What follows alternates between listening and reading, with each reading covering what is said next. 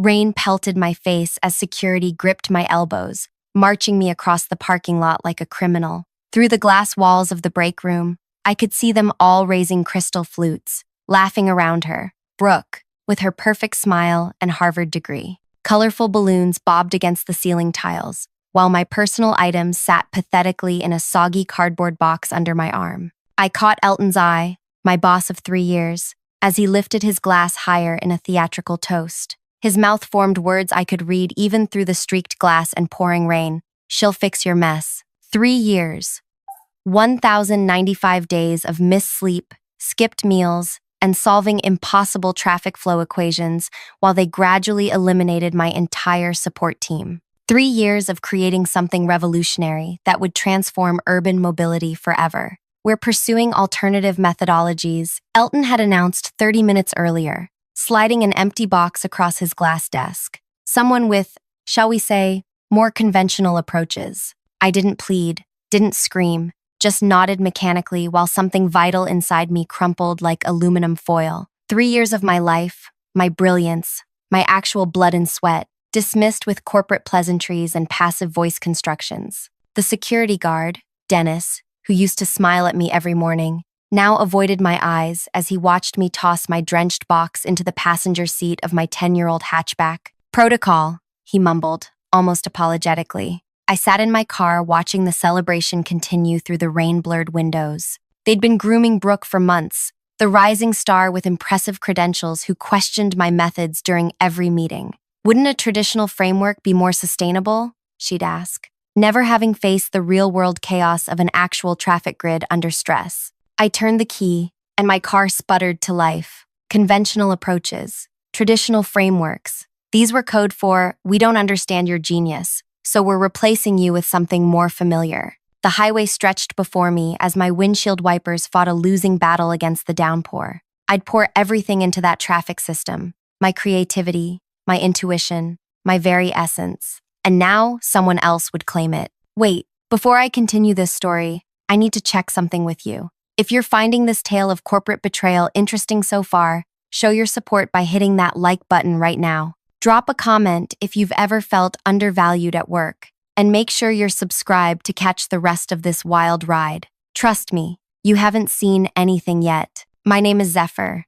and until 40 minutes ago, I was the lead engineer for one of the most ambitious urban traffic optimization systems ever created. Not the type you'd notice from your morning commute. This was the invisible architecture that made sure emergency vehicles always found clear paths, that rush hour flowed instead of stopped, that a city of 2 million people could move like a living organism rather than a congested mess. I didn't look the part of a brilliant engineer. At 32, with unruly auburn hair I rarely bothered to style and a preference for comfort over corporate fashion, I was easy to underestimate. My colleagues learned quickly that my mind functioned differently, seeing patterns where others saw chaos, sensing the rhythm of traffic flow like others might hear music. The apartment was dark when I arrived home. No pets, no plants, no waiting partner, just the hollow echo of my wet shoes on hardwood floors. I'd given everything to that job, to that system, to solving problems no one else could solve. My social life had withered like neglected houseplants. My dating apps gathered digital dust. My family had stopped expecting me at gatherings. It wasn't supposed to end this way. 6 months earlier, things had been different. My project, my beautiful, complex, revolutionary project, had received glowing preliminary reviews. City officials had marveled at the early simulations showing 30% reductions in emergency response times. This could save lives, the mayor had said, her eyes wide with genuine wonder. How did you do it? I couldn't fully explain. The system worked because I'd spent 3 years learning invisible patterns, adjusting for weather variations, crowd psychology, historical data anomalies. I coded my intuition into the system, making thousands of micro-adjustments daily that no instruction manual could capture. Then Elton hired Brooke, just to lighten your workload, he'd assured me with that thin smile that never reached his eyes. The board wants additional perspectives. Brooke with her crisp blazers and flawless PowerPoints. Brooke who had theories about everything but had built nothing. Brooke who gradually appeared in meetings I wasn't invited to, who somehow had access to my preliminary designs, who smiled sympathetically when I worked late. You should take better care of yourself, she'd say, while quietly cataloging my methods, my insights, my breakthroughs. The first night after my dismissal, my phone remained silent. The second day, too. They were doubtless celebrating their brilliant personnel decision. The heart of their operation, my creation, was now in Brooke's manicured hands. I sat on my balcony that second night, watching the city lights flicker through the clearing rain. 3 years of my life, erased with corporate platitudes and a cheap champagne toast to my replacement. I'd been a fool to believe my brilliance would protect me, that creating something irreplaceable would make me irreplaceable. Sleep evaded me. I paced my apartment like a ghost, touching books I'd never had time to read, opening cupboards filled with quick meals and protein bars. Who was I without my work? What remained of Zephyr when the project that consumed her was taken away? Dawn broke on the third day, and I was making bitter coffee when it began. My phone lit up, vibrated. Brooke's name appeared on the screen. I watched it ring until it stopped. 3 minutes later, another call, then another. By noon, I'd counted 7 missed calls, each separated by increasingly shorter intervals. By evening, the count had reached 12. No voicemails, no texts, just desperate, persistent calling. At midnight, as I sat cross-legged on my bedroom floor, surrounded by old notebooks, the physical artifacts of my thought processes, the 19th call came through. I watched my phone vibrate against the hardwood, imagining Brooke's panic as she faced tomorrow's implementation deadline. The system would run, then gradually deteriorate as real-world complexity overwhelmed her conventional approaches. I let a smile spread across my face for the first time in days, because what they never understood, what they couldn't possibly comprehend, was that my traffic system wasn't just code and algorithms. It was me, my way of seeing the world, my patterns of thought translated into digital form. The system worked because I worked, because I'd poured my unique perception into every line, every function, every decision tree. My notebooks contained equations and diagrams, sure, but not the invisible connections only I could see. That night, I finally slept soundly, phone silent beside me. Morning brought 27 missed calls. Morning brought 27 missed calls. I made coffee and watched sunrise paint my sparse living room gold. For the first time in years, I had nowhere to be. No deadlines crushing my chest. No midnight coding sessions fueled by energy drinks and desperation. Just emptiness stretching before me like an unfamiliar landscape. My phone buzzed again. Not Brooke this time, but Iris, the only junior engineer who'd survived the team optimization 6 months ago. I hesitated, then answered. Zephyr? Her voice was hushed, urgent. It's falling apart. The entire North Quadrant grid locked up yesterday afternoon. Ambulances couldn't get through. They had to dispatch helicopters for 3 separate emergencies. I said nothing, just listened to her rapid breathing. Brooke keeps trying to recalibrate using standard parameters, but it's making everything worse. Elton's losing his mind. The mayor called twice yesterday. That sounds challenging, I replied, my voice neutral. Challenging? It's a nightmare. The board called an emergency meeting. The city's threatening to terminate the contract. Iris paused. They need you. No, they fired me, I corrected, surprising myself with how calm I sounded. They escorted me out while celebrating my replacement. They don't need me. They're experiencing consequences. Zephyr, please. Real people are suffering. That landed like a punch to my stomach. Real people. Not just Elton with his smug smile. Not just Brooke with her stolen position. Ordinary citizens trying to navigate their lives. I closed my eyes. I have to go, Iris. Wait. I ended the call, set my phone down gently, and walked to the window. The city sprawled below. My city, with its unique rhythm and flow, its complex network of human movement that I'd spent years learning to understand. People were suffering because of corporate arrogance. My doorbell rang an hour later. I knew who it would be before I opened it. Elton stood there, his usually immaculate appearance disheveled. His silver hair stuck up oddly on one side, his tie was loosened, and deep circles shadowed his eyes. Zephyr, he said, attempting an ingratiating smile that didn't match his desperate eyes. May I come in? I didn't move from the doorway. Why? We need to talk. Professionally. I don't work for you anymore. Remember the security escort? The champagne toast to my replacement? He winced. That was unfortunate timing. Was it? Or was it exactly what you intended? To humiliate me on my way out? Look, we're facing some technical challenges with the implementation. Brooke is brilliant, but she's encountering some unexpected variables in your architecture. I leaned against the doorframe. My mess, you mean? Isn't that what you called it while raising your glass? His facade cracked slightly. I never said. I read lips, Elton. A skill I developed during all those meetings where you talked over me. He straightened, switching tactics. The city is experiencing severe disruption. Emergency services are compromised. This is bigger than professional disagreements. True, I nodded. Sounds like an excellent opportunity for Brooke to demonstrate those conventional approaches you were so excited about.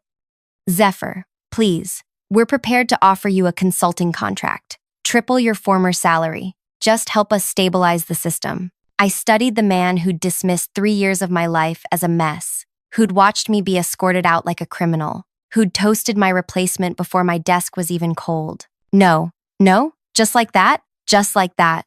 The same way you fired me. His face hardened. This isn't about your wounded pride. Lives are literally at stake.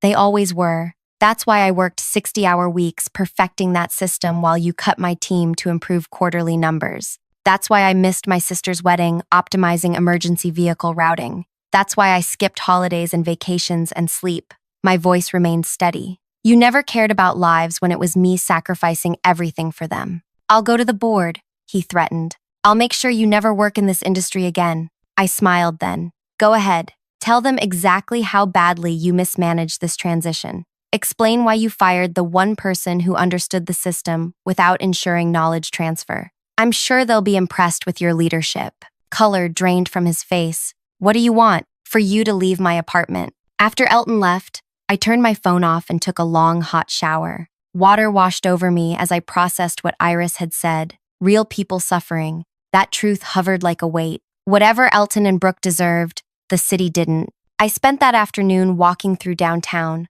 observing firsthand what had happened to my system. Traffic lights changed in nonsensical patterns. Vehicles bunched at intersections. Horns blared continuously in a symphony of frustration. On one corner, I watched an elderly woman wait 7 full minutes for a pedestrian signal that never came. Local news vans clustered near City Hall. A reporter stood before a camera gesturing dramatically. Day 5 of what officials are now calling the grid crisis, with no resolution in sight. By evening, I'd made my decision. Not for Elton, not for the company, for the city. I called Iris. I need specifics. What exactly is happening with the system? Her relief was audible. Brooke tried implementing her standardized algorithm package. Everything ran fine in simulation, but collapsed under real conditions. She can't figure out why your code works in some sectors, but not others. Why some intersections adapt while others freeze. Because she's looking for consistent rules where there aren't any, I explained. The system doesn't follow textbook principles. It's adaptive, organic. That's what I tried telling her. She keeps saying your documentation is insufficient. I laughed bitterly. My documentation is meticulous.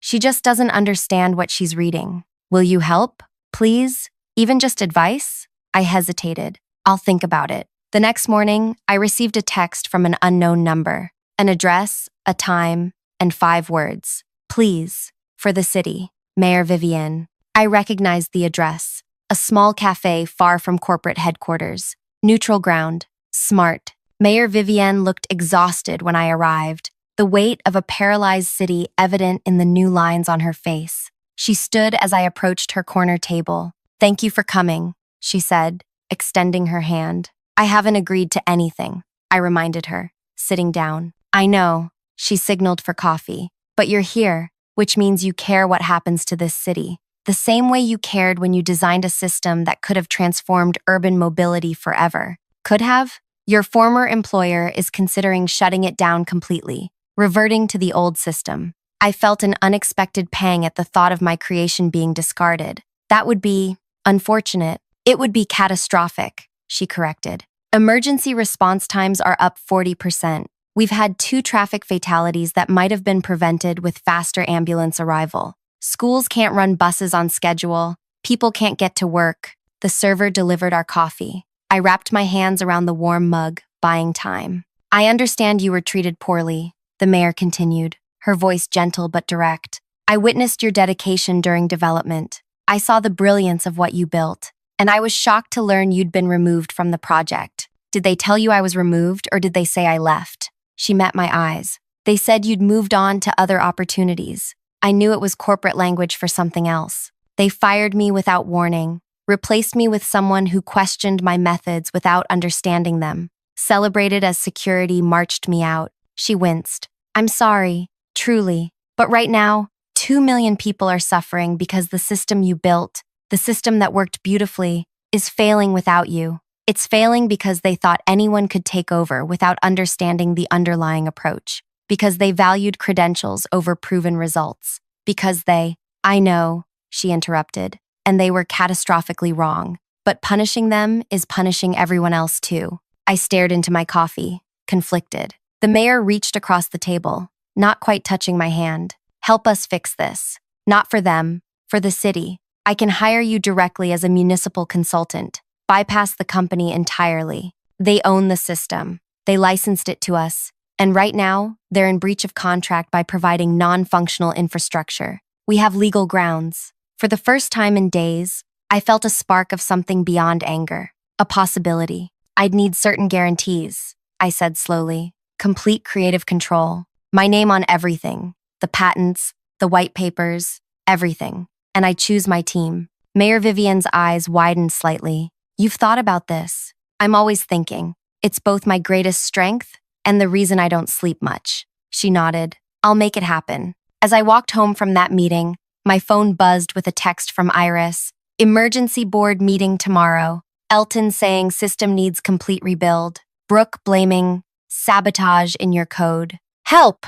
I smiled to myself. Sabotage. Of course. Because it couldn't possibly be that Brooke, with all her prestigious degrees and conventional thinking, simply couldn't comprehend what I'd built. It had to be deliberate, undermining rather than her own limitations. That night, as I organized my notes and prepared for what would come next, I received one final call from Brooke herself. I answered on the last ring. Zephyr. Her voice was tight, controlled. We need to talk. We're talking now, I replied. I know what you did. The accusation in her tone was unmistakable. What exactly did I do, Brooke? You know exactly what. The missing protocols, the undocumented overrides, the intentionally misleading variable names. You set me up to fail. I laughed, genuinely amused. Is that what you think? That I somehow anticipated being fired and deliberately created a system no one else could run? Then explain why nothing works the way it should. Maybe it works exactly as it should. Maybe you just don't understand how it should work. The silence stretched between us. Finally, she spoke, her voice smaller. I need your help. I need your help. 3 small words that must have cost Brooke's pride dearly. I savored the moment, thinking of her standing in the wreckage of what she'd so confidently believed she could handle. Interesting, I replied, keeping my voice neutral. A week ago, you were explaining to the board how my approach was needlessly complicated. I was wrong, she admitted, the words tight and clipped. The system it's beyond conventional understanding. No, it's beyond your understanding. There's a difference. Her breathing changed, a sharp inhale that told me she was struggling to maintain composure. People are suffering, Zephyr. Whatever you think of me, they don't deserve this. The same argument the mayor had made. The same moral weight pressed upon my shoulders. I'll meet with you, I said finally. Not at the office. The public library, main branch, 3rd floor study room. 10 tomorrow morning. Thank you, she breathed. I'll bring everything. Don't bring anything, I interrupted. No laptops, no tablets, just yourself and a pen. I ended the call and stood by my window, watching night settle over the struggling city. Streetlights blinked on in irregular patterns where my system should have been coordinating them perfectly with traffic flow. In the distance, sirens wailed.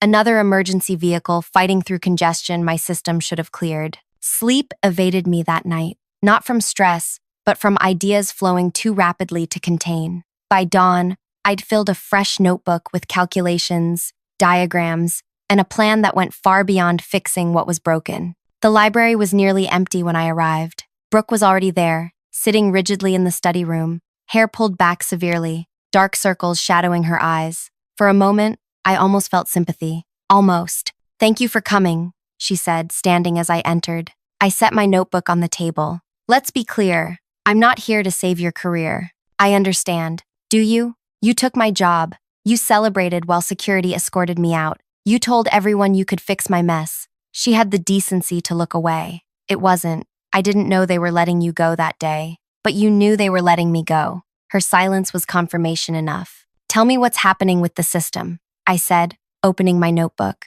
For the next hour, Brooke detailed the cascading failures. The more she spoke, the more evident it became that she'd attempted to impose textbook solutions on my organic architecture, like trying to control a living ecosystem with mechanical rules. It's not rational, she concluded, frustration evident. Sectors that should behave identically respond completely differently to the same inputs. Because they're not identical, each sector has its own personality. Traffic grids don't have personalities. Mine do. I turned my notebook toward her. You're treating the system like it's built on static algorithms when it's actually responsive to thousands of subtle variables you're not even measuring. She stared at my diagrams. This isn't in any of the documentation, because it can't be documented in traditional ways. It's not about rules, it's about relationships between factors that most engineers don't consider important. Confusion creased her brow. Like what? Like the fact that the North Quadrant moves differently on baseball game days, even when accounting for stadium traffic, because drivers' psychology changes. Or that the downtown grid needs different timing when it rains, because pedestrians create unique patterns depending on where awnings are located. That's impossible to systematize, not impossible, just beyond conventional approaches. I closed my notebook, which is why you're failing. Her face hardened. So you'll help? I haven't decided. What would it take? Name your price. I studied her, this woman who had so confidently stepped into my position, who had dismissed years of my work with a casual certainty that she could do better. I don't want money, I said finally. I want truth. What does that mean? It means before I help anyone, I want the board to understand exactly what happened, how my system actually works, why it failed under your management. The full, unvarnished truth. She paled. You want me to admit failure. I want accountability. From everyone involved. Brooke stared at her hands. Elton will never agree. He's telling the board your system was fundamentally flawed from the beginning. That's why he brought me in. Then I guess the city stays paralyzed. I stood to leave, but Brooke reached across the table, not quite touching my arm. Wait, what if I tell the truth without him? At tomorrow's emergency board meeting, I paused. Why would you do that? Because you're right. Because I was wrong. Because this isn't about careers anymore. It's about responsibility. I didn't entirely believe her sudden moral clarity, but I nodded anyway. Tomorrow's meeting. I'll be watching what happens very carefully. As I left the library, my phone rang. Mayor Vivienne. I've secured approval for your consulting contract, she said without preamble. Direct with the city, bypassing the company entirely. You can start immediately. There's something happening tomorrow first, I replied. A board meeting I need to see the results of. A board meeting I need to see the results of. We don't have time for corporate politics, Zephyr. The situation is deteriorating hourly. 24 hours won't make a difference to the structural problems, but it might make all the difference to what happens after we fix them. As a pause. You have a plan. I always have a plan. Some are just less conventional than others. That evening, Iris called again. Brooke's been in closed-door meetings all afternoon. Something's happening. Good, I replied. Is it? Elton's telling everyone the entire project needs to be scrapped. 3 years of work. Gone. My work, I reminded her. And it's not going anywhere. The next morning, I dressed carefully in the one professional outfit I owned. A charcoal gray suit I'd worn to my grandmother's funeral 3 years earlier. I pulled my unruly hair into a neat bun, applied minimal makeup, and slipped on the pearl earrings my mother had given me for graduation. Today wasn't about fitting corporate aesthetics. It was about power. The board meeting was scheduled for 10 a.m. At 9:30, I walked into the company headquarters like I still belonged there. The security guard, not Dennis, looked up in surprise but said nothing as I headed for the elevator. The executive floor was hushed, tense. Through glass walls, I could see board members already gathering in the main conference room. Elton stood at the head of the table, gesturing emphatically. Brooke sat to his right, staring at her folded hands. I didn't enter. Instead, I settled into a chair in the adjacent waiting area, directly in Brooke's line of sight when she eventually looked up. Our eyes met. Something passed between us, an understanding perhaps, or a challenge. The board chairman called the meeting to order. I couldn't hear the words, but I could read the room. Elton's practiced confidence, the board members' concern, Brooke's rigid posture. 10 minutes in, Elton projected graphs showing system failures. 15 minutes in, he explicitly blamed my experimental, undocumented methodology for the collapse. 20 minutes in, Brooke stood up. I leaned forward, watching her lips as she began speaking. The board members' expressions shifted from concern to surprise to something approaching shock. Elton attempted to interrupt, but the chairman silenced him. Brooke kept speaking, occasionally glancing toward where I sat. Whatever she was saying, it wasn't the narrative Elton had prepared. At exactly 10:37 a.m., the boardroom door opened. A security guard approached me. "Miss Zephyr, the board has requested your presence." I nodded, stood, smoothed my jacket, and followed him into the lion's den. Silence fell as I entered. Every head turned toward me, some curious, some hostile, some unreadable. "Thank you for joining us," the chairman said, his tone carefully neutral. "Miss Brooke has been sharing some revelatory information about your traffic system design." I nodded but said nothing. "She suggests that the current implementation failures are not due to flaws in your original design, but rather misapplication of conventional algorithms to your, what did you call it? Adaptive architecture," Brooke supplied, not meeting Elton's glare. "Yes," the chairman continued. "She further suggests that you alone fully understand how to operate the system properly, and that your dismissal was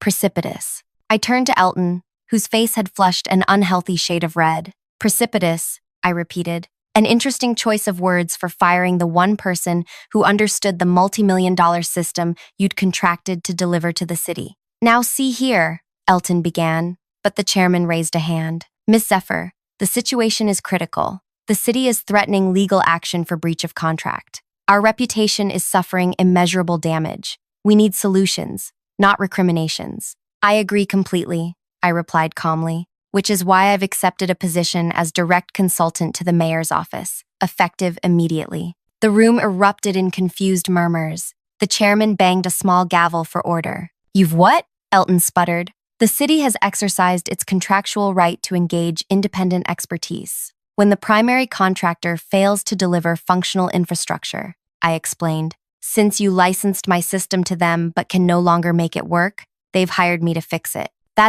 You can't," Elton stammered. "Actually, she can," interrupted a new voice. Mayor Vivienne stood in the doorway, flanked by her legal counsel. "As of 9 o'clock this morning, the city has formally notified your company of material breach. We're exercising our right to engage Miss Zephyr directly." The chairman's expression darkened. "This is highly irregular. So was firing the creator of a proprietary system without ensuring knowledge transfer," the mayor replied smoothly. "But here we are. My system will be fully operational within 72 hours, I added, "under my direct management, with my own team." "Your team?" Elton laughed harshly. "You don't have a team." "I will," I countered. "Starting with Iris, who I'm hiring away from you, effective today. Along with any other engineers who understand the value of adaptive thinking over conventional approaches. The revenge I'd planned, the moment I'd imagined since being marched past that champagne toast, wasn't what happened next. It wasn't watching Elton sputter ineffectively or seeing the board realize their catastrophic error. It wasn't even the mayor's perfectly timed entrance. The real revenge came 48 hours later, when my restored system silently, elegantly resumed functioning across the city. When emergency response times dropped back to record lows, when traffic flowed like water, finding its natural course. When the mayor held a press conference announcing the innovative architectural approach pioneered by municipal consultant Zephyr that would become a model for cities worldwide. The sweetest moment wasn't the job offers that flooded my inbox from companies who suddenly recognized my genius. It wasn't the industry recognition or the substantial consulting fees. It was the afternoon, exactly 1 month later, when I walked past my former company's headquarters on my way to the mayor's office.